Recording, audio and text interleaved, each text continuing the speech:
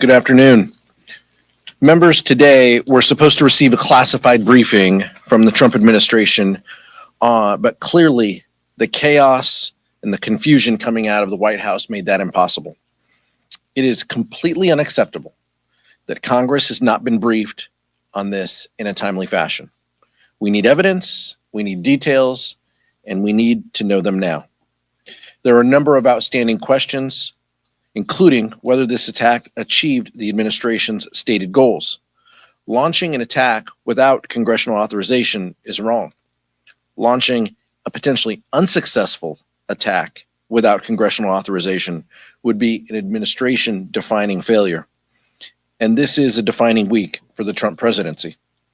He has asked Republicans to put the unpopular One Big Ugly Bill on his desk by July 4th so that he can celebrate Independence Day by throwing 16 million people off of their health insurance to pay for billionaire tax breaks that explode the deficit by over $3 trillion. And now he's putting American troops in harm's way in the Middle East after promising that he'd restore peace. The American people want a steady hand at the wheel and to fight back. I'm proud to launch the House Democratic Caucus National Security Task Force, co-chaired by Representatives Jason Crow, Maggie Goodlander, and Derek Tran. And we want to thank co-chair Mikey Sherrill, who can't be with us here today. The members leading this task force will draw on their patriotism, expertise, and commitment to service by providing the leadership that Donald Trump and the rubber stamp Republicans lack the courage and moral clarity to deliver. Vice Chair Ted Lieu. Thank you, Chairman Aguilar. I'm pleased we're joined today by veterans Jason Crow, Maggie Goodlander, and Derek Tran. Like Chairman Aguilar said, it is completely unacceptable that the administration is unwilling to brief the House of Representatives on the strikes in Iran. It has been a long-standing bipartisan goal of both Democratic and Republican administrations to prevent Iran from acquiring a nuclear weapon. The Iranian regime is a theocratic, autocratic regime. If they had nuclear weapons, they could launch them at U.S. bases, U.S. military interests, and at Israel. And we have to make sure this regime never acquires a nuclear weapon. At the same time, I believe the Constitution means what it says. Only Congress has the power to declare war. I publicly stated at the time that Obama needed congressional authorization to strike Syria. I believe Trump needs congressional authorization to strike Iran. My view of the Constitution does not change based on what party the president happens to belong to. Now, there's some other news that happened today, including that consumer sentiment declined again. And what we know is that the economic policies of Donald Trump and the Republicans are harming Americans, and the American people know it. Inflation has increased. Grocery prices have increased. People are having difficulty making ends meet. And now we have this huge, big, ugly bill that's going to cut healthcare for millions and millions of Americans in service of tax breaks for billionaires. We asked the Republican Senate and House Republicans to vote no. And with that, it is my honor and pleasure to introduce Representative Jason Crow, who served our country in combat prior to joining Congress. Thank you, Chairman Aguilar, Vice Chairman Lieu, and my fellow co-chairs of the House Democratic National Security Task Force, Derek Tran and Maggie Goodlander. I'm Jason Crow from Colorado. And even though I'm a member of Congress now, I view this issue, like many national security issues, more through my eyes as a former Army Ranger and paratrooper and combat veteran than just as a member of Congress. I deployed 3 times to Iraq and Afghanistan in my early and mid-20s. And I know the true costs of war. I know what happens when unaccountable elites in comfortable air-conditioned offices in Washington pound their chests, saber rattle, and then send somebody else to go off and do the tough work. Because it's people that I grew up with, working class kids from around the country and from the middle of the country, from small towns that people in Washington don't pay attention to, that have to go out and carry out that tough talk. So I take it pretty personally when an elite like Donald Trump makes a cavalier decision without thought, without engagement with Congress, to potentially pull us in to another long-term endless conflict in the Middle East. Because don't get us wrong, there is no appetite in America for the United States to be pulled in to another decades-long conflict in the Middle East. So there's a lot of talk about Congress and why Congress should be involved. A lot of discussion about the Constitution, a lot of discussion about war powers, and I just want to talk about why that should matter to Americans. You know, of course the Constitution matters, and of course obeying the rule of law matters. But let's drill down into that for just one moment. We spent 20 years in $3 trillion and over 6,000 American troop lives fighting wars in Afghanistan and Iraq that should have ended much, much sooner and been far less costly than they were. How did that happen? Well, it happened in large part because there was just one vote. The entirety of those wars, one vote in one formal debate in Congress. And then, out of sight, out of mind. Congress is an essential part of this. That is what the framers of the Constitution envisioned. That the people closest to the American people, they have to go home every weekend and stand in high school auditoriums, in gyms, in Rotary clubs, and Friday night fish fries across America, and be held accountable and say why we should spend taxpayer dollars and send our men and women to someplace around the world into conflict, why we should do that, and to be accountable for it in real time. That's why the involvement of Congress matters. Because nobody will ever tell me that things would have been different in Iraq and Afghanistan had we actually had that debate, had we actually pushed that accountability. We know it would have been. So Congress needs to step up. I know the House Democrats are ready to step up. We're already leading to reinsert ourselves into matters of war and peace. It's time for the Republicans to step up too and say enough is enough. We have an independent constitutional obligation to support our military, to support our troops, and to discharge our obligations under the Constitution, regardless of what Donald Trump says. We are not asking them to storm the beaches of Normandy or to give their lives for this country. We are asking them to step up and fulfill their constitutional obligations.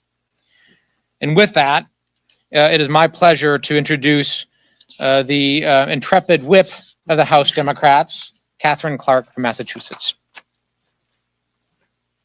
Thank you so much, Congressman Crow, and thank you for your service to our country, both your military service and your service, and to all of you. And thank you to our chairman and vice chairman for pulling this together.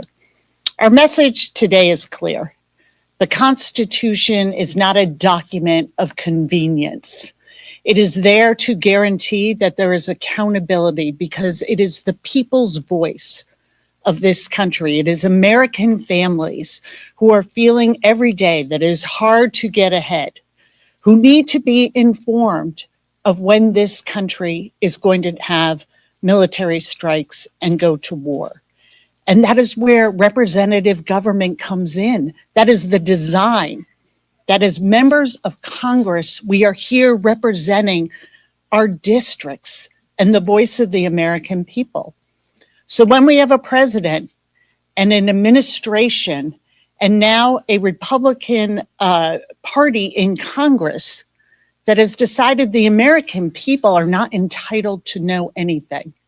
It is a trust us, we are doing what we're doing. You are just here to pay the taxes while we debate these things internally without your representatives involved. That is an outrage and an insult to families at home. who at this time, where 60% of American families are feeling they can't provide the basics, while we are debating a GOP bill that wants to take away health care from 16 million Americans, that wants to take away food programs, strip funding from veterans benefits. The audacity of then coming forward and saying, on top of all that, we feel that you are not entitled to the basic information around our national security and such profound decisions about whether to go to war or not. This is far beyond a briefing and what day it will be held.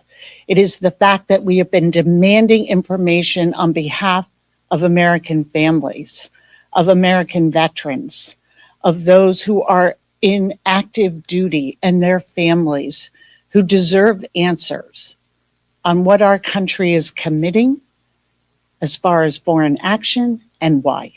Thank you. Next, co-chair Maggie Goodlander. Thank you so much. I'm really grateful to our leadership and to my colleagues who are part of this task force, which I'm really proud to be part of. I represent the live free or die state of New Hampshire here in Congress, and we've got freedom-loving patriots right here on this podium who believe deeply in our mission and our role. And what I'd say is I'm about to turn it over to Derek Tran, who, like my dad, joined the military at age 18. My dad, Ted, always said he got his education in the United States Navy, and so did I. I really did. I served 11 years as an intelligence officer in the Navy Reserve. I learned in the Navy that and saw firsthand that the United States of America has brutal and determined enemies all across the world, including in Iran. I saw firsthand how our patriotic service members, when they take an oath to this document, I bring my Constitution with me everywhere I go in this job because it's a useful document to have these days for questions big and small. When they take an oath to this, they mean it. And I also learned in the Navy firsthand why our framers were really smart to give Congress a central role in American national security and in matters of war and peace, because there are no more consequential decisions than can be made. What we see today is an administration that is completely ignoring the role of Congress in matters of war and peace, and it's having real consequences. It's been said, we just came back. I was pounding the pavement all across New Hampshire. I heard from the families of service members who are asking basic questions that this administration should be answering to the American people about why we went ahead and conducted a military strike without congressional authorization, what the impact of that strike was, what damage did it do to Iran's nuclear program and their nuclear industrial base, and what is the plan now? This is why Congress has got a role in questions of war and peace, and why this administration is going to have to answer to us. I'm really proud to be in this effort alongside all of you, and delighted to turn it over to my colleague and Army veteran, I'll allow it, go Navy, Derek Tran. Thank you so much, Rep. Goodlander. Good afternoon, everyone. Thank you for coming, and thank you especially to my colleagues with whom I am so proud to stand shoulder to shoulder with. I joined the Army Reserves when I was 18 years old. I walked into that recruitment office because I was committed to giving back to the country that has given me so much. My parents fled a communist dictatorship and came to the United States seeking the freedom and democracy that define the core of our national values. I brought that background with me to Congress, and I'm so proud to lend my voice as a leader of the House Democratic Caucus on the National Security Task Force. Just this week, we learned in terrifying detail just how important our voices are at this critical moment. Iran and its proxies pose a serious threat to our nation, and American people are looking for measured, steady leadership to protect our national security. They're not seeing it from President Trump. They're not seeing it from congressional Republicans who refuse to hold this president accountable. I am proud to stand with my colleagues today to urge a stronger, more stable approach to our national security. We are committed to keeping our service members safe. We are committed to protecting U.S. global leadership, and we don't want our country dragged into another reckless war. It is critical that we exhaust all diplomatic options to de-escalate this conflict because we do not want more of our soldiers put in harm's way. The United States has been the sole global superpower for decades, not only because of our military might, but because of our values, our adherence to the Constitution, and our respect to the rule of law. We're here today because we refuse to stand by while this legacy is under threat. Thank you so much, and I'm going to turn it back to our chairman for questions. Thank you, Derek. Thank you, colleagues. Questions? Congressman Al Green's resolution coming up on the floor. Do you expect Democratic leadership to I anticipate that Democrats will vote to table this, and I'll be among them voting to table it. Yeah. You mentioned at the top, Chairman, that Donald Trump wants to get the bill on his desk by July 4th so that he can celebrate his intention to pay back on 15 million people on their health insurance.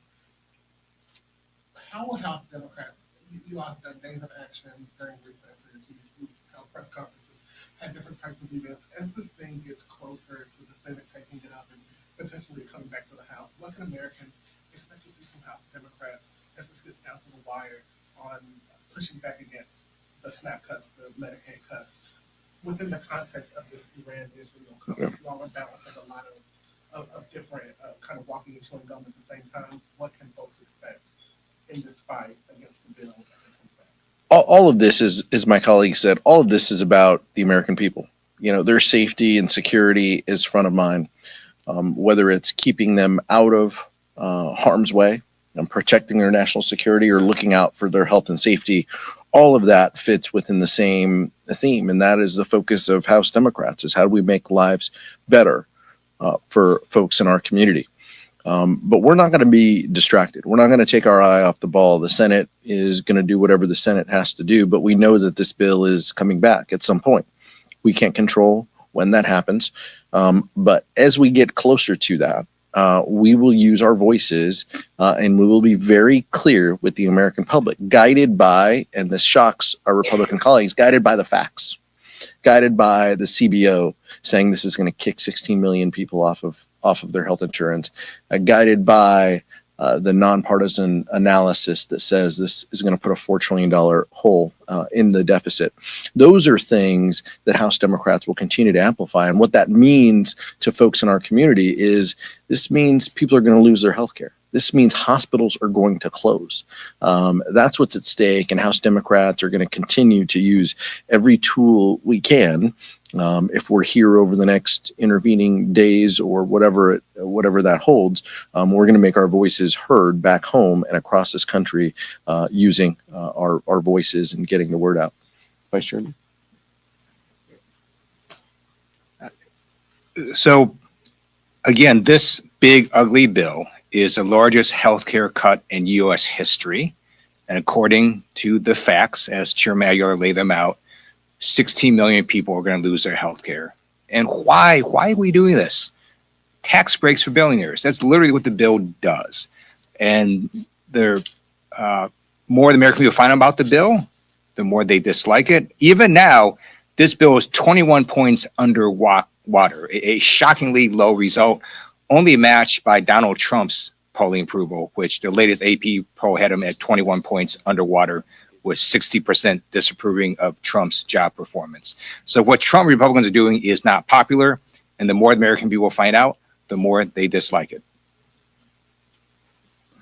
Thank you. As far as the briefing on Iran that was supposed to be this afternoon, could you just walk us through any conversations that you've had with Republican leadership about this briefing and why they say it was canceled, whether there's any plans to hold it on a date in the future?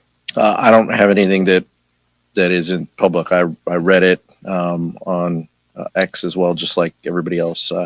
I assume that this will, come up in the next few days, but I find it incredibly frustrating and difficult that we can't get the answers to our questions. Are our service members in harm's way? Was this a successful mission? Where is the enriched uranium? These are all fairly straightforward questions, and Congress deserves answers. This isn't a partisan issue. I hope we get answers to those questions. We have no idea on the timing. Representative Crow. I think it's really important to underscore that the president, any president, has self-defense authority under Article 2 of the Constitution. But to meet that threshold, you have to show that there is an imminent risk of attack against Americans or U.S. facilities. That's the standard. As a member of the Armed Services Committee and the House Intelligence Committee, I have not seen any evidence leading up to the attack that there was an imminent risk to Americans or to U.S. facilities to meet that threshold. So the administration has to answer for that. And that's why it's really important we get answers quickly, because this is the type of situation that could spin out of control very rapidly. Just to follow up on Nick's question about the impeachment motion to table today. Obviously, the Democrats have been very united against pushing back the big beautiful bill. Several other issues you have shown a unified force on issues like this as it relates to impeachment. Is it unhelpful for your members to come forward and put an issue on the table like impeachment that divides the caucus? Members are going to represent their constituents and their communities. Members have gone back home. They've had town halls. They've heard from their constituents. They bring back those ideas and those interests every week. That is the nature of this place. So at this time, at this moment, we are focusing on what this big ugly bill is going to do. I think anything outside of that is a distraction, because this is the most important thing that we can focus on. And so that's what we plan to do in the next days that we're here, and that's what I expect members to carry forward. Thank you. So these past couple of days, Democrats have been calling on the White House and Republicans in general to disclose more information about these strikes. But in terms of the actual policy of the U.S. striking Iran, where does House Democratic leadership stand? What is the official stance? And also, are you guys going to be giving members talking points with regards to the policy? Well, we will lean on our committees of jurisdiction, but also the Democratic Caucus National Security Task Force that you see some of the members behind us. As you saw, the War Powers Resolution introduced by ranking members Meeks, Adam Smith, and Jim Himes. Those are going to be the committees of jurisdiction that guide us on these issues. What I can tell you is, I just echo what Representative Crow mentioned. The president has Article 2 authority, but he needs to discuss that with us. If there is an imminent threat to the United States, the Gang of Eight needs to be read in on that. There was not a Gang of Eight meeting prior to this, prior to the bombing. So those are concerns that we have. We respect and can appreciate the separation of powers. We understand that even when the president doesn't respect Article 1, they should know that we respect Article 2. But that still means that there is a process. We need to follow that process and ensure healthy communication, especially when it comes to national security interests that affect our troops abroad. Mike? On the War Powers question, Mr. Lieu, you mentioned Syria and Obama and those strikes without congressional approval. Speaker Johnson, a few hours ago, ticked off a long list of examples of Democratic administrations taking similar steps. Doesn't that kind of undermine your argument that, hey, look at these big bad Republicans violating the Constitution with these strikes when Democratic administrations have done something? Yeah. Just because it was wrong then doesn't mean it's not wrong now. The Constitution is the Constitution, and it says only Congress has the power to declare war. And it's been a bipartisan problem with Congress ceding way too much power to executive branch. And if you look at what J.D. Vance is saying, it's pretty extreme. He's basically saying the president can take action because it deals with nuclear proliferation. Well, if you take that argument, then that would mean any U.S. president could just strike Russia or China or North Korea without congressional approval. That's just insane. And so we're reasserting Congress's role on the Constitution. And again, just read it. It's pretty clear. Only Congress has the power to declare war. Yeah. On the AUMF question and the war powers question, listen, if you give somebody a credit card, they're going to use it, right? Well, what's happened is that Congress gave the presidency, Democrat presidents and Republican presidents decades ago, a credit card, but the bill has to be paid by the American people, right? So it's actually Congress's responsibility now to step up and to take it back, right? Because it's been used and abused for too long by too many different people, right? The difference here is that House Democrats take that seriously. We're stepping up to do something about it. And in the absence of leadership by the Republicans who control the House of Representatives and the Senate, once again, House Democrats are stepping up to lead and to make the tough decisions to do the right thing so the American people don't have to foot the bill for reckless misadventures and foreign policy failures. That's the difference. But I think, a lot of this discussion around war powers and authorizations for use of military force, let's not forget what we're trying to achieve here, right? House Democrats know the danger that Iran poses to the world. We know the danger that Iran poses to American troops. I know. I was in Iraq when Iran was training and equipping its militias and blowing up my units and the people that I served with. We understand that it's a state sponsor of terror and one of the more malignant regimes in the world. So we want to do something about it, but we want to do something that is permanent and is verifiable. We understand you cannot bomb your way out of this. It has to be permanent and it has to be verifiable. And that will only be done at a negotiating table when we get back to an agreement similar but different from the one that Donald Trump tore up. You can't bomb your way out of this. Last question, PK. I guess to follow up, though, you had Democratic control in 21 and 22, and there was a sort of effort at trying to do some sort of AUMF. It went nowhere. Do you all regret you've had moments in the past with Democratic presidents where there was an ability to do something and it didn't happen? But what we can handle is what's in front of us today. We can write books and fill your column inches with regrets under this dome.